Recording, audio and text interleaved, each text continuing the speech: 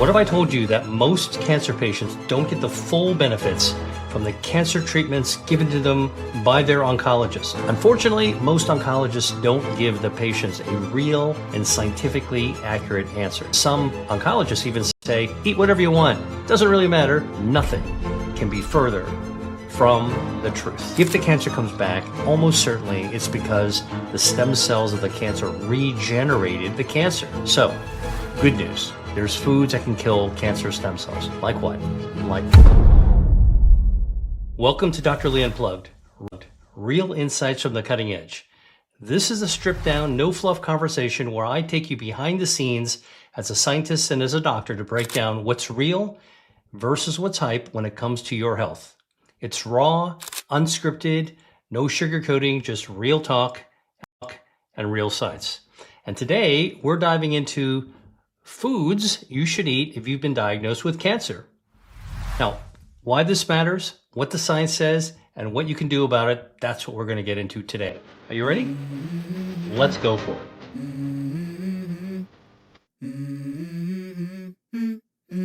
Let's go. I wake up to a little bit of drool on my pillow, feel like let's talk about generally foods and cancer, because every individual who's diagnosed with cancer always wonders what did they do wrong that actually led them to develop cancer. Now, it could be genetics, it could be environmental exposures, it could also be a lifetime of poor diet. A lot of different factors contribute to the mutations that happen in our body that result in the development of cancer. Now, it is true, some foods can actually contribute to causing cancer, although it's very rarely that it's a single food that does it. But I want to address this because a lot of people say, well, what foods did I eat or what food should I avoid that might be causing cancer, right? Because you hear so much about harmful foods. Well, look, there is a laundry list of foods that can increase the risk of developing cancer. And these include some disturbingly common foods like processed meat. Now, processed meat's actually classified as a class 1 carcinogen by the World Health Organization, all right? So you might say, well, what's an example of a processed meat? Well, sausages, hot dogs, deli meats, salami, ham, bacon, corned beef, probably these comfort foods that we all grew up with.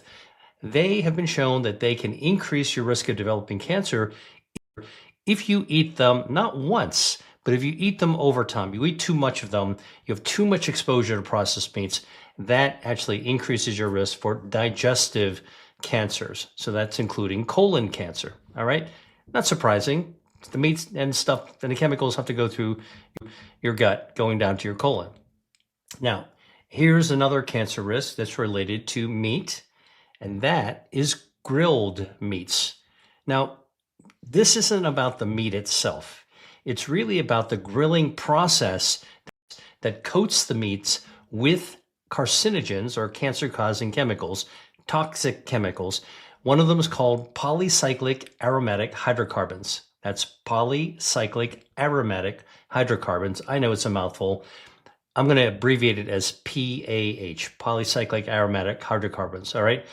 Now, these are carcinogens that form when the oils from the fat drips down into the flame and smokes, right? That's actually what gives you that nice grilled meat taste. Now, that rising smoke containing the carcinogens deposits the carcinogens all over the meat, underneath it, okay? Now, high grilling temperatures also converts the amino acids and proteins that are found in the meat. Proteins are actually made of amino acids. The high heat actually converts the proteins into another toxic carcinogen called heterocyclic amines, HCA, all right? And these heterocyclic amines, by the way, and the PAHs, if you don't carefully cook the grill surface, they actually are all over that black char that's left on the grates of your grill.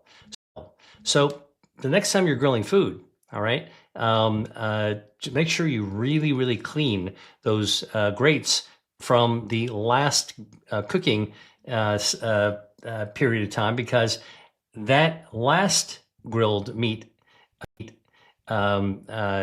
session left these carcinogens on that grilled surface. Now you put a fresh piece of meat or vegetables or fish on top of that toxic carcinogens. Guess what? You're going to transfer that right onto that next piece of meat. Now look, most of us enjoyed grilled foods, all right? And it's okay to have it once in a while. But here's a couple of tips that will help you lower your risk of being exposed to the carcinogens from these foods. Now, I promise you, I will tell you about foods that you should eat, but I wanted to point out some of the foods that you got to be really careful about. So the first thing you want to do, be careful next time you are grilling food, is to clean that grill, wipe down those grates, okay? That black char, get it off before each use. And of course, after each use, so you have a better surface next time.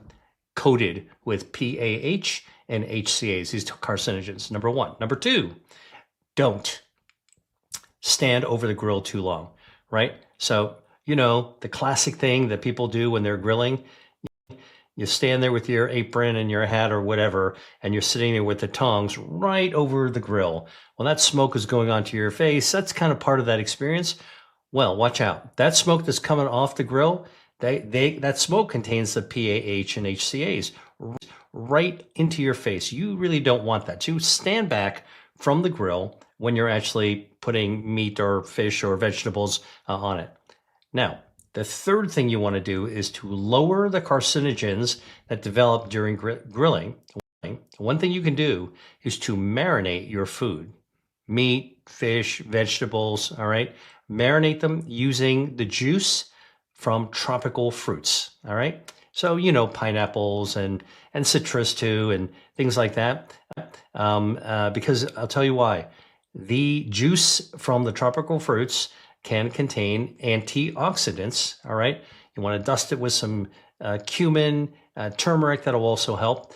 But these antioxidants will help to neutralize those harmful carcinogens that can actually form. So you're really kind of fighting back against the carcinogens that can actually develop during grilling. And the fourth thing you want to do to lower your risk of developing cancer or being exposed to cancer-causing elements in grilled food is, well, this is the easy one. Just don't eat grilled foods too often. Like I said, most of us actually enjoy the taste of grilled food. Kind of, it's like a human thing, right? Like cooking over the fire. But I'm telling you right here, right now, that grilling can contribute to some of the increase in the risk of developing cancer risk, because of the byproducts of the grilling process itself. Okay. Now I want to focus on what foods you should eat if you've been diagnosed with cancer. All right. Now, again, I'm a doctor, and virtually every cancer patient I've ever met has asked me or the oncologist, hey, doc, what should I eat to help me fight my cancer? What should I do at home? Unfortunately, most oncologists don't give the patients a real and scientifically accurate answer. In fact, it's too bad, because some oncologists even say, eat whatever you want. Doesn't really matter. Just don't lose too much weight. Because, you know, that's the whole thing, is that over cancer treatment, you can actually lose a lot of weight as the cancer progresses. Well, let me tell you, when that oncologist said, eat whatever you want, it doesn't really matter, nothing can be further from the truth. So you want the real deal, the unplugged version of this? Let me just tell you, food matters. And this is because your body is hardwired with health defense systems that help us naturally fight cancer. So when you have cancer, your health defenses have failed, and now you got to actually shore them back up and activate them so they can actually help the medicines work along with the medicines to help fight cancer. This isn't food versus medicine. It's food and medicine. You want to actually eat foods that activate those health defenses. Now, I write about these health defenses in my book, Eat to Beat Disease. If you haven't seen it, you can get it wherever books are sold. There are 5 health defenses. All of them help us fight cancer naturally, and all of them can be activated by our food. So what are the 5? Angiogenesis. That's how our body grows blood vessels. And one of the defenses against cancer is to cut off the blood supply, feeding cancers. All right. Second health defense is our regeneration system. So look, cancer develops, your body gets rid of it. Now you got to replace where the cancer was. It can regenerate. All right. And if you're getting cancer treatment, like chemotherapy, targeted therapy, etc., or having surgery, all right, your body has to heal after the cancer's been killed off. And to heal properly, it regenerates from the inside out. Second health defense, you can stimulate that with food. Third is our gut microbiome. You've heard of gut health? Yep. That's 39 trillion healthy bacteria in our gut, mostly in our colon. In fact, in the early part of our colon area called the cecum, all right? Those healthy bacteria help to lower inflammation in your body. They help to boost immunity so you can actually fight off the cancer cells. And again, all of this actually combines powerfully and activated by food to whatever cancer treatment that your doctor is going to give you, your oncologist is going to give you. So nothing could be further from the truth by saying, it doesn't matter, just eat anything. No, you want to eat the foods that will activate the system. Next health defense against cancer is our DNA repair and protection system, right? Cancer is basically a mutation of our DNA, all right? Mutated DNA, mutated cell, mutant cell leads to more mutant cells, they pile up, and now you've got a tumor, all right? So our DNA protection system defends the mutant DNA by getting rid of it or fixing it so it doesn't actually become a full-blown cancer. You want your DNA protection system fixed, and foods can activate that too. And then finally, our immune system. Now, our immune system does a couple of interesting things. It raises inflammation when it needs to, but cancer is a highly inflammatory disease. Basically, when cancer meets inflammation, it's like pouring gasoline onto the embers of a fire. Whoosh, it's going to like really go up in flames. That's why you want to actually eat anti-inflammatory foods to lower the inflammation, okay? And then the other thing you want to do with foods is to boost your immunity. Now, this is especially true if you're getting chemotherapy, because you know what chemotherapy does? It lowers your immune defenses. So you got to counter that by boosting your immune system. All right, 5 health defenses: angiogenesis, regeneration, gut health, DNA protection, immunity / inflammation. Foods can actually powerfully influence all of these systems that can help your body contribute to beating cancer. Pretty simple, like a no-brainer, all right? So each of these systems can help tip the odds in your favor while you're getting treatment. Now, why doesn't the oncologist talk about this? Well, most doctors, including oncologists, haven't been trained to look at these health defenses. Oncologists are trained to look at cancer as a bad set of cells that you have to kill using drugs. And food is not part of their traditionally taught toolbox. All right. When I went to medical school, basically food was never taught. I had actually only 1 week of nutrition in my entire 4 years, and I had to learn everything afterwards on my own. All right. So you can't really blame the doctor that was never educated about something. But now I can tell you that the next generation, the younger oncologists, they're more likely to actually pay attention to this stuff because they care about food as medicine for themselves, all right? So this is another thing that you might want to consider when you're choosing your oncologist. Do you have a young person? Now, they may not have quite as much experience as the person with gray hair, all right, the older senior doctor, but guess what? They may actually have a more comprehensive, more holistic approach. And that's actually an important consideration when you're choosing your oncologist. And again, as I said, slowly the system is changing. But the old guard that's out there, most of the senior oncologists, they, if they're interested in nutrition at all, they're still learning basically from scratch. So the system is going to change, but it's going to be slow. Now, when I say it matters, okay, this is not voodoo, witchcraft. This is not hopeful kale frond waving. There's real clinical evidence that the foods that you eat can make a difference in terms of cancer outcome.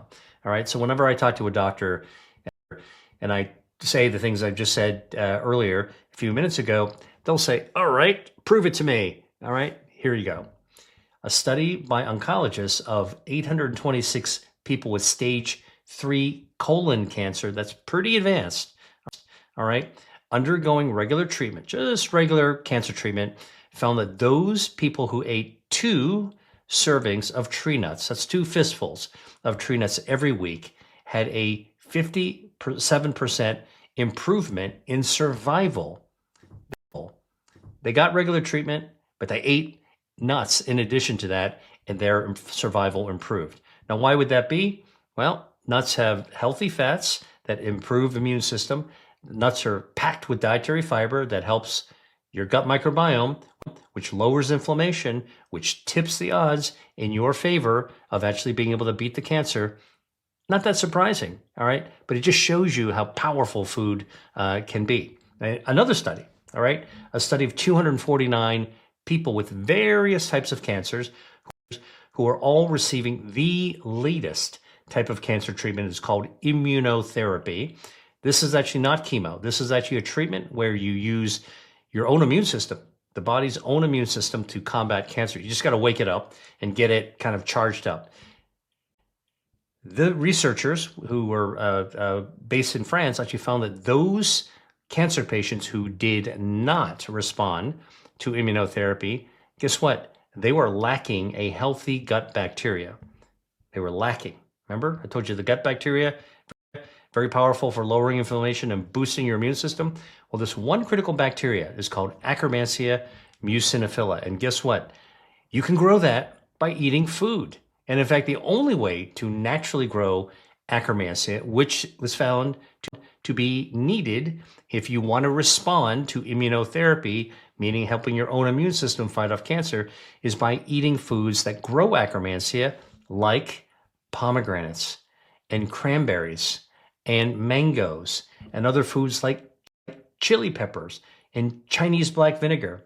They can all help to grow this useful, healthy, important, immune boosting, anti-inflammatory, metabolism pruning bacteria called Akkermansia muciniphila. Now, if you're somebody who is battling cancer, or you know somebody is, and you're listening to me, you might say, well, look, how do you know if you have Akkermansia? How do you even know? Good point. All right. You can measure whether you have Akkermansia. All you've got to do is to order a gut microbiome test. So how does that work? Basically, it's a test that comes in the mail. It's got a little tube that you're going to mail back to the lab, and it's got a little swab, and you got to just swab your poop, put it into the vial, screw it shut, pop it in the mail, boom, it's gone. A couple of weeks, then you're going to get an email and say your results are ready, and you can see for yourself if you have that Akkermansia. The other thing you can do with a gut microbiome test is to see if you have harmful bacteria in your gut as well that might be causing inflammation. That's a big no-no. You want to actually get rid of those harmful bacteria. You want to grow good ones like Akkermansia, okay? If you're somebody that says, well, that's too much for me, because many times people with cancer are overwhelmed, listen, ask your oncologist, hey, can you help me get a gut microbiome test, all right? And if they can't or they won't, unfortunately, that can happen sometimes, I guess you got to do it yourself, all right? Or get a friend or family member to help order one for you, and then you got to do it yourself. But you should take those results back to your oncologist so they can work with you, and maybe you'll teach them something along the way as well. But if they're knowledgeable, you're giving them more information that they can use as a medical profession to help to fine-tune and maybe even predict whether you're going to respond to the treatment. Okay, now if somebody's newly diagnosed with cancer, all right, one of the questions is, what are some of the things that you want to be eating right away? Okay, so let's get into that. First thing I want to tell you is that there's no list of 1, 2, 3, because everybody's different. You've heard of personalized medicine, all right? Well, we have personalized nutrition, individualized nutrition, all right? That's very important to understand because every individual, every cancer patient is going to be different. Maybe there's a cancer patient who's had diabetes, all right? They're going to need a different food approach than somebody with cancer who has celiac disease or another autoimmune disease, right? So you really, as much as everybody wants sort of like the 1, 2, 3 checklist, you have to really tailor it to yourself. Now, I actually teach a course called Eat to Beat Disease course. It's an online course, and I actually take people through how do you actually know yourself, know your preferences, know the foods, and kind of match what you need in order to be able to fight your condition, including cancer. All right. So if you're interested in learning more, consider taking my course. I go right into that really, really deeply. All right. So everyone's different, but there are some general principles when it comes to selecting food as medicine in somebody who has cancer. All right. So what are those general principles? Well, number one, we know that cancers grow blood vessels to feed themselves. All right. So it's important to know that you can eat foods that starve cancer by cutting off their blood supply. These are called anti-angiogenic foods. Angiogenesis is actually the process that the body uses to grow blood vessels, and it naturally will grow good blood vessels to healthy organs. But whenever there's cancer, it will cut off the blood supply normally. Now, if a cancer has already taken off and grown, somehow the blood vessels have been able, the cancer has been able to sneak around the defense. It's growing blood vessels. And by the way, research that I've done in the lab that actually discovered angiogenesis, that lab found that the moment blood vessels touch a cancer, that tumor can grow 16,000 times in just 2 weeks. All right. So this is a powerful trigger for cancer growth. So what do you want to eat? Anti-angiogenic foods that cut off the blood supply to tumors. What are some of them? Soy, tomatoes, green tea, coffee, oily fish with omega-3s or omega-3 supplements, berries, raspberries, blueberries, strawberries, blackberries, grapes, red grapes, okay, and brassica vegetables. What are we talking about? Brassica vegetables? You know, broccoli, cauliflower, kale, bok choy, all right? All of those foods actually have naturally occurring anti-angiogenic, cancer-starving substances. So when you cook them, you're actually helping your body choke off that cancer. You're going to be getting treatment, all right? But this tips the odds in your favor, all right? Now, the second thing that you can do is, remember I told you that there's a regenerative system, all right? Your body can regenerate good cells, and it can actually get rid of bad cells. Well, guess what? There are something called cancer stem cells, and there are foods that can actually kill those cancer stem cells. Now, what is a cancer stem cell? It's a very, very dangerous cell because these are like baby cancer cells that live inside the cancer, and they help the cancer come back. So, you know, that person that had cancer, had it successfully treated, and they're just watching and waiting, and it's what the doctor tells them to do. Just let's wait and see what happens. Mistake. All right. But when the cancer comes back, okay, what you should be doing is eating foods and changing your lifestyle to put you in a cancer fighting mode. But if the cancer comes back, almost certainly it's because the stem cells of the cancer regenerated the cancer. Now, our healthy stem cells can regenerate healthy organs, but cancer stem cells regenerate, you got it, the cancer. So, good news. There's foods that can kill cancer stem cells. Like what? Like purple potatoes, all right? The anthocyanins that make purple potatoes purple kills colon cancer stem cells. Green tea kills cancer stem cells. So does coffee. Get your morning Joe, all right? That's actually good for cancer fighting. And as I talked to you before, tree nuts like walnuts can be really helpful, all right? So we know that a strong immune system can wipe out cancer cells too. So what are some immune boosting foods that you can eat to beat cancer? All right, ready for some? Broccoli sprouts. These are the 3 to 4-day-old little baby broccolis. They powerfully stimulate your immune system. Blueberries. All right, a couple of blueberries will pop up your immune defenses so that you're more able to actually beat cancer. All right, these are T cells and natural killer cells. Yeah, blueberries, little tiny blueberries will actually ramp up your body's immune defenses. Chili peppers, they do that as well. All right.